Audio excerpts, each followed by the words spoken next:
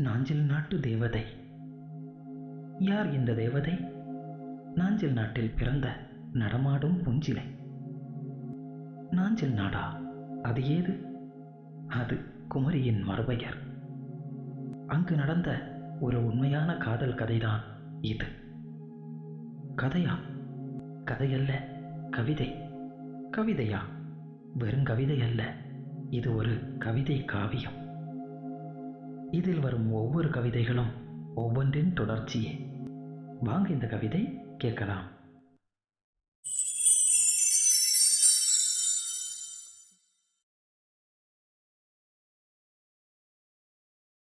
நாஞ்சில் நாட்டு தேவதை.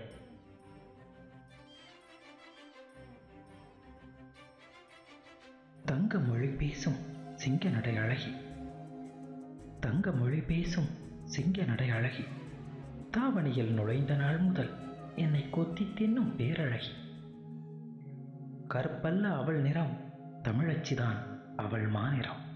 நெருப்பான அவள் குணம், அவள் பின்னே போகும் என் மனம்.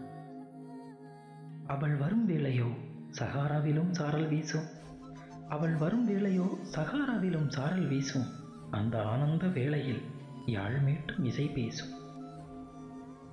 அலை எழும் கடலும் அவளை கண்டு சிலையாகும். கலை கொண்டு சிலையும் அவளை கண்டு நாணம் கொள்ளும்.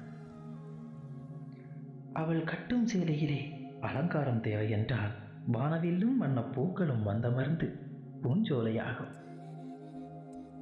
அவள் விழி நான் கண்டு அந்த பூக்களும் குடைசாயும்.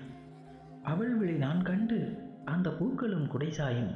முணங்கி வரும் வண்டுகளோ அவள் பார்வையிலே முக்தி கொள்ளும். அந்தி சூரியனும் அவளை பார்த்தால்தான் உறங்கச் செல்லும். இரவெல்லாம் அவளை கண்டால் பயமென்று உறக்கச் சொல்லும். அந்தி சூரியனும் அவளை பார்த்தால்தான் உறங்கச் செல்லும். இரவெல்லாம் அவளை கண்டால் பயமென்று உறக்கச் சொல்லும்.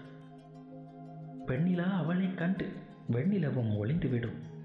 வெட்கமோ நாணமோ வேக வேகமாய் ஓடிவிடும். கொஞ்சம் மைன வெளி அழகி, ஆரஞ்சு சுழை உதட்டழகி, குடம் சுமக்கும் இடை அழகி, நாஞ்சில் நாட்டு தேவதை அவள். அவளோ பழையாற்றங்கரையிலே பிழையில்லா சிலையவள்.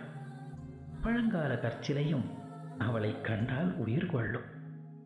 யார் இவள்? நாஞ்சில் நாட்டு தேவதை.